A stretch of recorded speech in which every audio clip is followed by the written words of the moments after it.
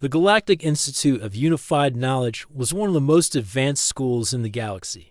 Built on a neutral moon, far from any one species' home planet, it welcomed students from every corner of space. It was a place where ideas, cultures, and knowledge were shared freely.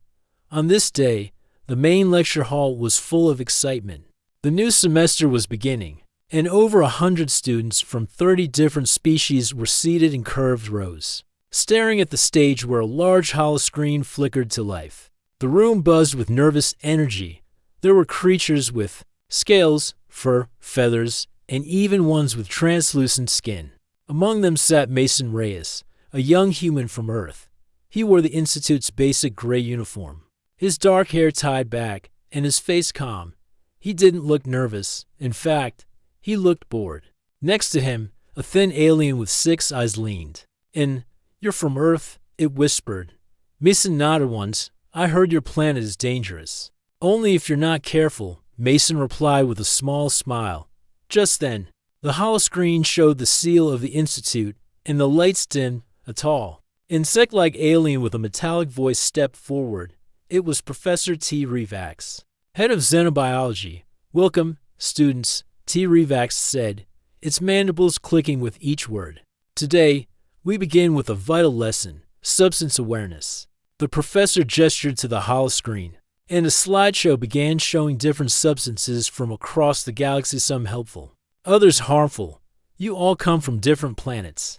T. Revax continued.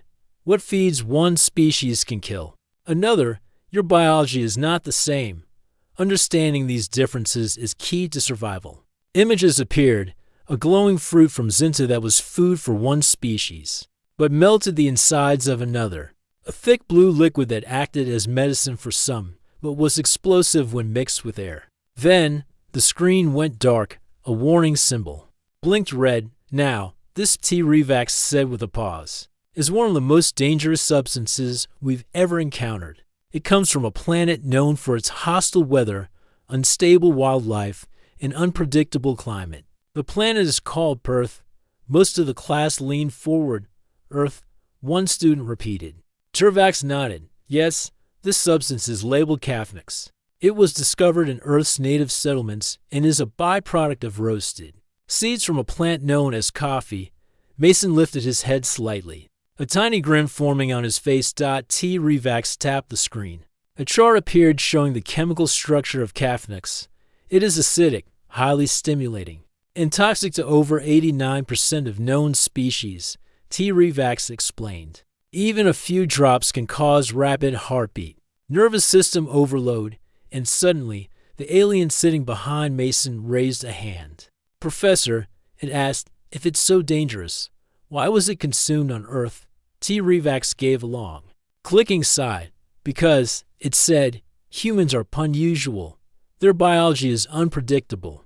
Their species is known for pushing the limits of survival." Mason opened his bag and slowly took out a metal thermos. The sound of it clicking open echoed faintly through the quiet room. T. Revax stopped mid-sentence. "What are you doing?" the professor asked, mandibles stiffening. Mason poured a dark brown liquid into a small cup. Steam rose from it. The class stared. One student began to shake. Another hid behind its wings. "This is Cafnux," someone whispered. Mason nodded. "We call it coffee." Then, calmly, he lifted the cup and took a long sip. The room froze. The alien next to him made a choking noise. One student fainted. Another pressed an emergency alert button. T. Revax stepped back in shock. "Put that down. That's a volatile neurochemical." Mason lowered the cup and smiled. "Tastes fine to me." Tervax's mandibles twitched. You're drinking it willingly." "I drink it every morning," Mason replied. "Sometimes twice. Helps me think." A student with blue skin raised a trembling hand. "Is this some kind of human test? A dominance display?" Mason blinked. "No, it's just part of our culture." T. Revax tried to regain control of the room. "This is extremely dangerous behavior. Cafnix is not allowed in public areas." "But it's not dangerous to me," Mason said. "And the rules say banned substances depend on biology." The professor hesitated. He couldn't argue with that. The institute prided itself on fairness. If something wasn't harmful to one species, it wasn't banned for that species. Still, T. Revax said, flustered, do not offer it to others. Not unless it's under laboratory conditions. Understood. Mason said with a polite nod. The students began whispering, eyes darting toward Mason like he was a walking mystery. One student quietly recorded the moment on their datapad. A few others made notes. Earth poison equals Cafnix equals human fuel. Class was dismissed shortly after. But the moment stuck in everyone's mind. For many students, it was the first time they saw something truly alien, not just in form, but in behavior. Mason walked out of the hall slowly. Sipping his coffee, he passed the tall reptilian students who stepped aside nervously. One whispered, I heard humans drink lava. Mason chuckled. To himself, Earth's reputation had just reached a whole new level. The news about Mason Reyes spread quickly across the Galactic Institute. By the next day, almost every student had heard the story. A human drank Cafnix and survived. Some believed it. Others thought it was a joke or some kind of special trick. In the halls, students stared at Mason as he walked past, carrying the same silver thermos. Some moved out of his way. A few tried to speak to him, but most were too nervous. To them, he was no longer just a human, he was a mystery, maybe even a danger. Professor T. Revax wasn't happy either. The event in the lecture hall had caused a stir. Cafnix was listed in the top 10 most toxic organic substances for alien biology. The professor had spent years warning others about it. Now, a young human had calmly sipped it during class like it was nothing. So, the professor called for a controlled demonstration, a safe test in the lab, with guards, observers, and medical bots on standby. Inside the xenobiology lab, 20 students sat behind a protective glass wall. Tervax stood in front of a metal table with sealed vials, screens, and scanning tools. His voice echoed through the speaker system. Today, he began, we study the true nature of Cafnix, also known as coffee on Earth. Behind the glass, Mason stood calmly beside him, wearing lab-safe clothing. He had brought his own sealed bottle of black coffee, which had passed scan checks. On the table next to him was a clear container filled with bright green leaves. From the Zentari plant, watch closely, T. Revax said. We will begin with a drop of Cafnix on organic matter. He used a robotic arm to place one drop of coffee onto a Zentari leaf. The result was quick and shocking. The leaf turned black, smoked, and crumbled into dust within seconds. The room filled with surprised gasps. A student with orange feathers whispered, that's worse than acid. Another said, it's like poison and fire had a baby. T. Revax nodded. Cafnix destroys soft tissue in nearly all known species. Even microdoses cause seizures in Velari, breathing failure in Renox, and memory loss in small Vicari. Mason raised his hand casually. We drink about 400 million cups of it a day on Earth. Silence. The class stared at him. 400 million.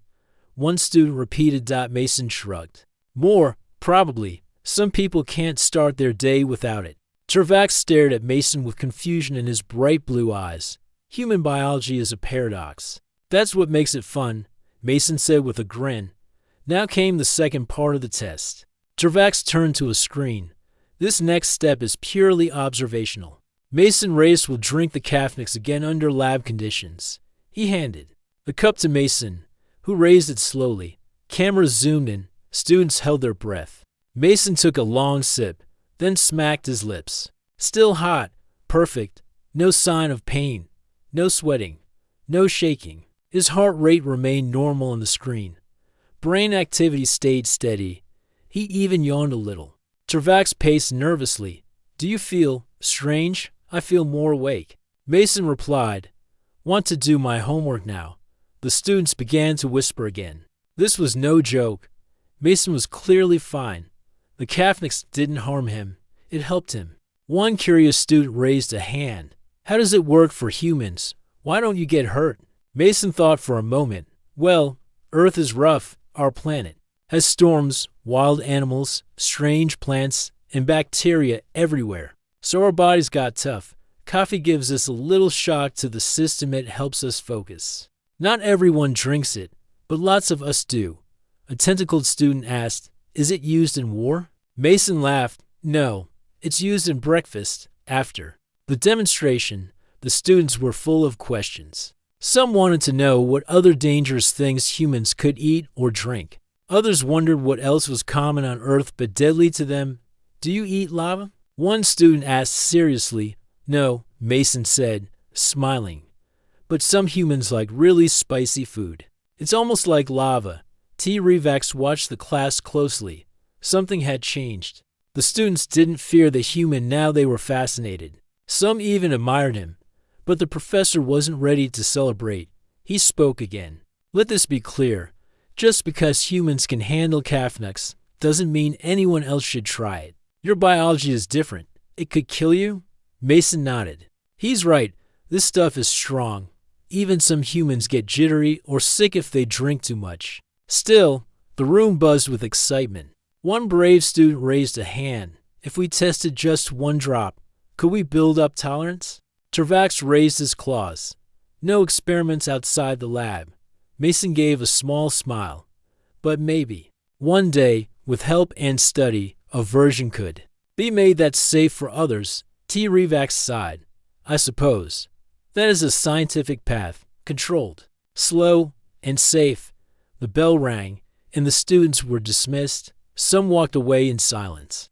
Others looked at Mason like he was some kind of superhero. A few even asked to take pictures with him. Mason walked out of the lab, finishing the last of his coffee. Outside, two insectoid students whispered to each other. Looking at him, "Humans," one said. "They drink poison to wake up. They are built different," the other replied. Mason smiled as he passed them. He didn't say anything. He didn't need to. Mason Race became the most talked about student in the Galactic Institute. In just 2 days, his name spread across different sectors of the school. Some students admired his calm nature and fearless attitude. Others felt nervous or even angry. They didn't understand how a human could drink a dangerous chemical and still walk around like everything was normal. Not everyone thought it was impressive. In a quiet part of the institute, 3 Villari students filed a formal complaint to the Department of Health and Safety. "He is carrying a toxin," one of them said. "He drank it in front of everyone. What if someone copies him and dies?" The Villari were a cautious species. Their bodies were extremely sensitive to chemicals. Even the smell of caffeinax could cause headaches for them. "It doesn't matter. If it's safe for him," another added. "It's still poison. He's showing it off like a prize." The complaint was sent to the dean's office. That afternoon, Mason was called in. The dean was a 4-armed creature with skin like smooth rock. Her name was Clara Venn. She had seen many species pass through the institute, but very few humans. She looked at Mason kindly but firmly. "Do you know why you're here?" she asked.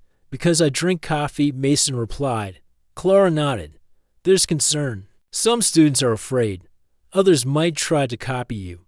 You must understand, this is not Earth. What is normal for you can be deadly for others." Mason nodded. "I understand, but I didn't offer it to anyone. I just drank it myself." "That's true." The dean agreed.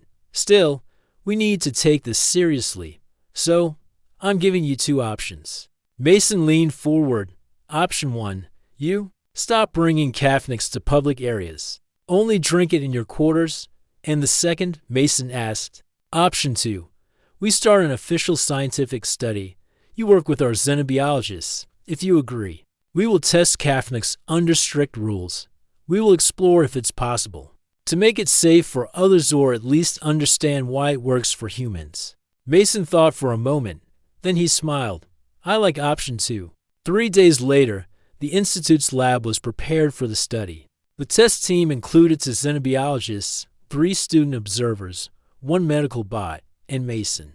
Everything was clean, sealed, and recorded. The caffeinax samples were carefully measured. Nothing was left to chance. The goal: to study the reaction of caffeinax in non-human species, starting with microdrops so small they were barely visible. 5 student volunteers had signed up. Each one belonged to a species known for slightly stronger tolerance to foreign substances. No one was allowed to drink the Cafnix. They would only take vapor samples, pass through filters, and monitor responses.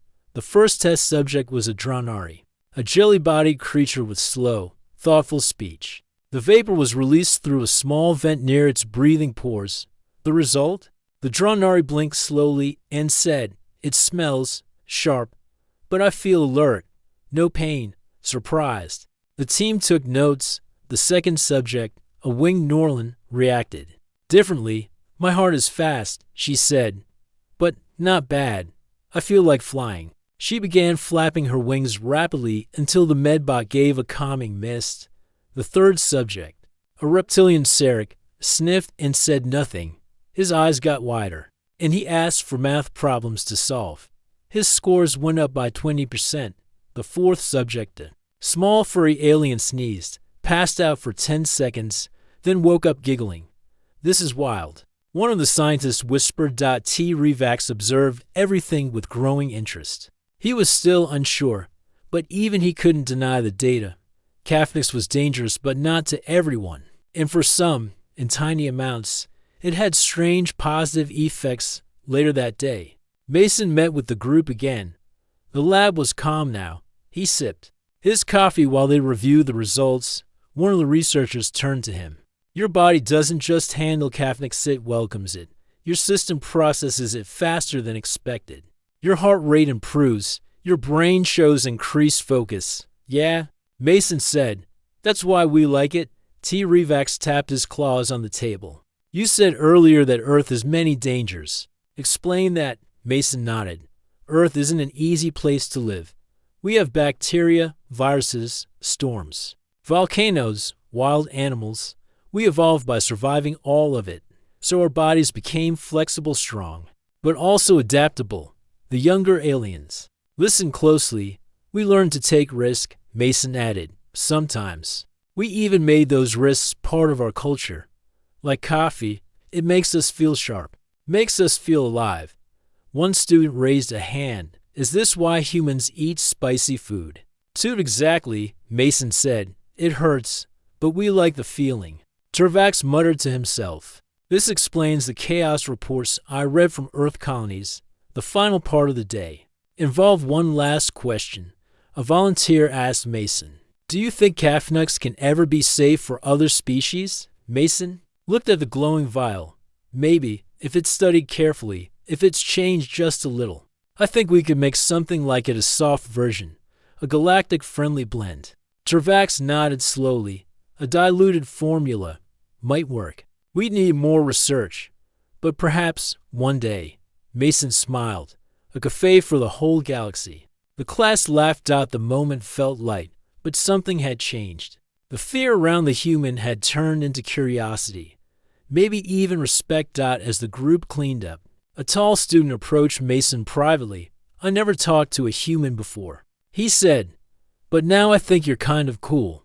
Mason shrugged. "We're just weird monkeys who learn how to drink poison and stay alive." The alien tilted his head. "That's oddly inspiring." A week after the lab tests, the Galactic Institute was buzzing with energy. Students were no longer just talking about Mason Reyes behind his back. They were now approaching him directly. "Is it true that your people eat fire plants? What happens if you drink 2 cups of Cafnix? Is it true humans sometimes run for fun?" Mason didn't mind the questions. He answered them with a calm smile, always carrying his silver thermos in one hand. By now, most students knew what it was: coffee, the Earth drink that could kill, awaken, or confuse. In the student forums, the topic human Cafnix tolerance became one of the top 10 discussions. Some students posted jokes, others posted research, and one thing was clear: aliens wanted to try it. But T. Revax and the Institute staff were still cautious. No one was allowed to drink even a drop of Cafnix unless it was in the lab, under close study. Still, whispers spread. What if I just tasted a little? One day, in the open student courtyard, a brave and slightly foolish student made that choice. Her name was Ilari. She was from the Kyrene species, slim, elegant beings, with high intelligence and strong lungs. Ilari had watched all the lab sessions and read every report. She waited for Mason near the green fountains where students often relaxed between classes, human. She said, walking up to him. Mason looked up from his tablet. "Hey, I want to try it," she said firmly. He raised an eyebrow. "Try what?" She pointed to his thermos. "Cafnux, just one drop." Mason shook his head slowly. "Not outside the lab. It's not safe. I've already signed a form," she said, holding up a digital card. Professor T. Revax approved it. 1 microsip for public trial. He will arrive soon to supervise. Mason blinked. "You're serious?" She nodded. "I want to know what it feels like to taste danger and survive. That's what humans do, right?" Before Mason could reply, a small crowd started gathering. Students from different species formed a ring around the courtyard. They had heard rumors of a trial, and they wanted to see it happen soon. Tervax arrived with 2 assistant researchers and a medical bot. He looked annoyed but alert. "This is not a performance," he warned. "This is science." He placed a small tasting glass on the stone table. Mason poured a tiny amount of Cafnux into it, no more than a single raindrop. Ilari picked it up carefully. "Are you ready?" Tervax asked. She nodded. Mason watched her with a serious expression. "Stop the second anything feels wrong." Ilari touched the glass to her lips and let the drop slide onto her tongue. The courtyard went completely silent. Ilari blinked. Her pupils widened. Her spine straightened. Then she let out a small gasp. "It's bitter. Very bitter. But it tastes like heat, like thinking faster." Tervax immediately began scanning her vitals. "No pain," she said. "Just fast thoughts. Like lightning in my brain." Then her breathing sped up, and she leaned forward. "Oh, my heart. It's racing. Wait, no. It's okay. I feel fine." The medical bot hovered over her, running checks. After a minute, it gave a green signal. "She's stable," Tervax said slowly. "Slightly stimulated, but no damage." The crowd burst into quiet cheers and clapping. Some students looked amazed. Others looked jealous. Ilari stood tall. "I did it," she said proudly. "I tasted Cafnux and lived." Mason couldn't help but smile. Welcome to the human morning. After that day, more students came forward for testing. Of course, not all species could handle it. One alien fainted from just the smell. Another sneezed for an hour straight. But for a few species with stronger tolerance, microsips gave them a strange rush-like clear thought. Mixed with a heartbeat drum. The Institute built a small room for safe Cafnix trials. They called it the SIP zone. A sign was placed outside. Warning: this area contains tested samples of Earth compound Cafnix. Not safe for all species. Enter with caution. Back in the labs, T. Revax reviewed the latest reports. "This is changing the way we understand biology," he said. "Human systems not only process this substance, they benefit from it. Some species may be able to adjust in time." A researcher beside him nodded. One student said they studied for 6 hours straight after a single drop. Tervax shook his head. "Still, we must go slow. One mistake, and someone could die." Meanwhile, Mason's life had changed. Students now greeted him by name. Some called him the Cafnix Knight. Others brought him Earth-related questions. Do humans really sleep only 8 hours? Is chocolate also poison? What's a donut? Mason was patient with all of them. He liked sharing. It made the strange halls of the Institute feel a little more like home. One evening, Ilari joined him at the courtyard again. "You changed things," she said. "Not just with Cafnix. You changed how we see humans." Mason sipped his coffee. "We're not that special." "You are," she said. "You walk into a place where something is deadly, and you sit down with it. Then you sip it like a morning breeze." Mason looked out at the stars above the glass dome of the courtyard. "We just adapt," he said. "It's what Earth taught us. The world doesn't care if you're ready, you just have to survive anyway." Ilari smiled. "Maybe we'll learn that too." The weeks passed, and Mason Reyes had settled into his place at the Galactic Institute. Cafnix, the so-called poison from Earth, was no longer just a dangerous chemical. In the minds of the students, it was a subject of study, curiosity, and, for a few, a challenge.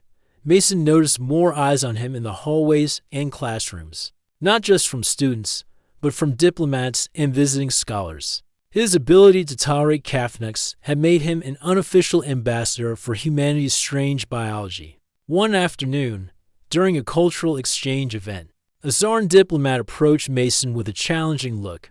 The Zarn were known for their sharp intellect and strong metabolism.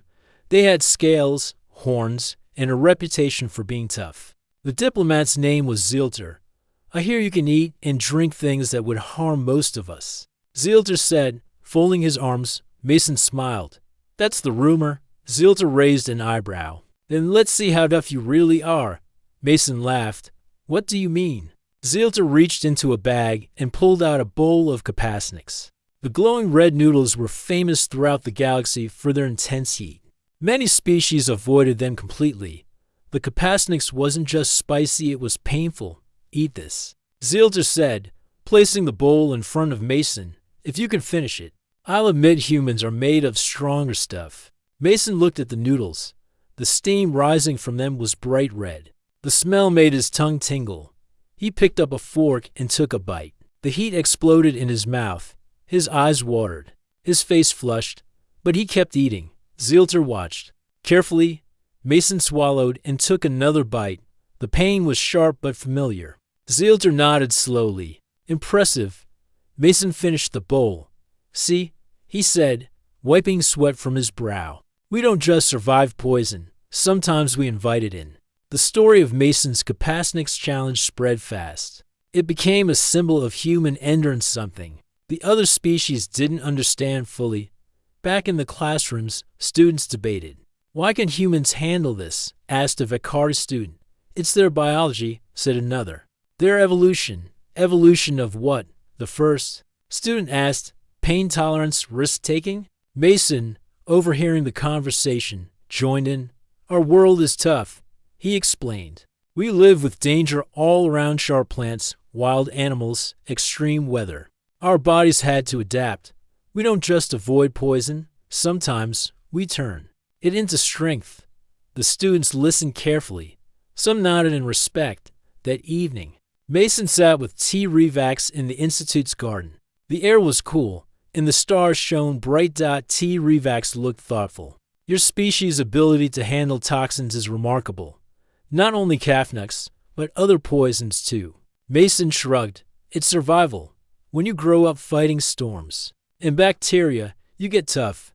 The professor tapped a claw against a leaf. "Your culture seems to embrace risk. You eat spicy food, drink strong coffee, even push your bodies to limits." "That's true," Mason said. "It's part of who we are. We challenge ourselves." T. Revax smiled slightly. "I've read your Earth history. Humans built machines that fly in storms, explore deep oceans, climb tall mountains." Mason nodded. "That's what we do. We don't let danger stop us." Back at the Institute, Mason's reputation grew. Some students came to him for advice on how to handle stress or danger. Others simply wanted to hear stories from Earth. One day, a small group of students invited Mason to try their cultural food. They brought a spicy dish from their home planet. Mason took a careful bite. "It's good," he said with a grin, "but not as hot as kapasniks."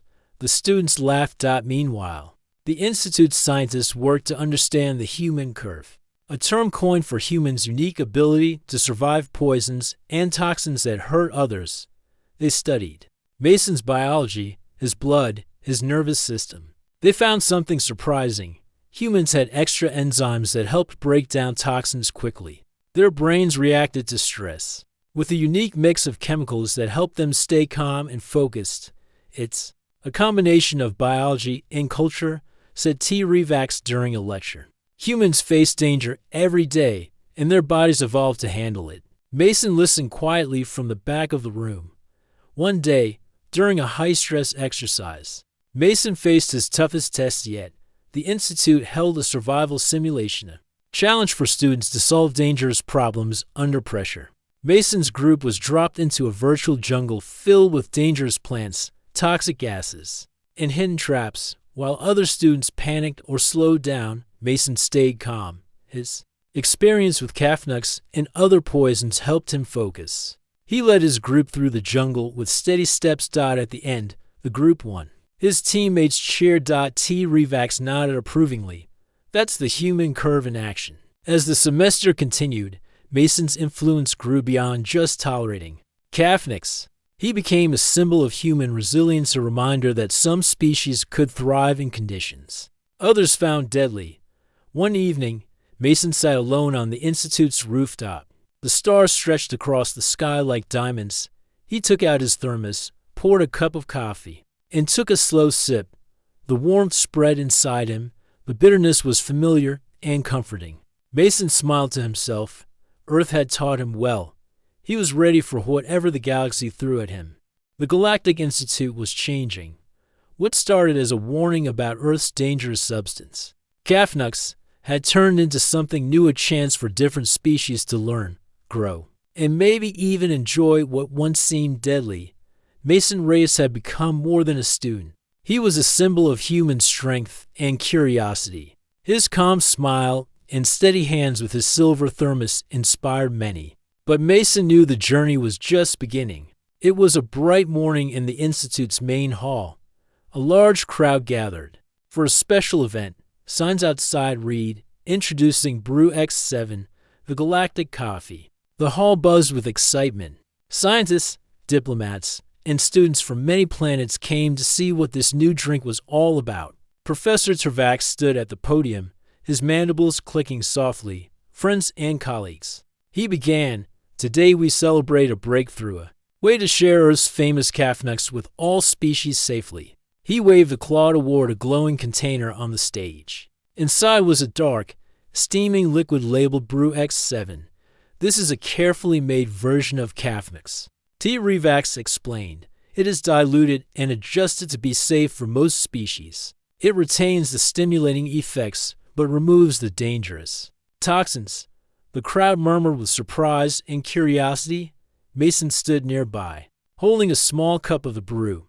He lifted it with a smile. "Try it," he said. "It tastes like home." One by one, students and guests stepped forward to taste Brew X-7. EILARI. The brave Kyrene who first tried Kafnix outside the lab sipped carefully. "It's lighter," she said, eyes brightening. "But I still feel awake, like my mind is sharper." A Renox diplomat nodded slowly. "I feel no pain, only energy." Tervax watched closely as each guest shared their reaction. It was a success. Later, Mason opened a small cafe inside the Institute, a place where students and staff could enjoy Brew X7 and share stories. The cafe was simple, with wooden tables and soft lights. On the wall was a sign that read, "Where the Galaxy Wakes Up." Mason served the first customers himself. "Coffee, please," said a tall Valari with nervous eyes. Mason smiled. "It's safe. Try it slow." The Valari took a sip, then another. A smile spread across their face. "This is different. Good different." More students came. Some laughed, some whispered. All shared the feeling of connection. One day, Professor T. Revax visited the cafe with a small group of scientists. "Humans have given us more than coffee," he said. "They've shown us the strength to face danger, to learn from it, and to turn poison into something good." Mason nodded. "That's how Earth works. We don't just survive, we grow stronger." The professor smiled. "This is the true meaning of unity, different species learning and sharing." Meanwhile, news of Brew X7 spread beyond the Institute. Galactic ships carried the new drink to distant planets. Markets in far-off systems began selling it. In some places, it became a symbol of peace, a shared ritual that brought species together. Back at the Institute, Mason sat with Ilari one evening on the cafe's rooftop. They watched stars shine bright. "Do you think humans will keep surprising the galaxy?" Ilari asked. Mason smiled. "We always do, because we have to." Ilari nodded. "You turn poison into strength. You turn fear into friendship." Mason took a sip of Brew X7. The taste was familiar and warm. "Maybe," he said, "that's the best kind of poison." The Institute had started with a warning: Earth's poison is deadly. But in the end, it became a lesson in hope. A lesson in strength. A lesson in what it truly means to be human.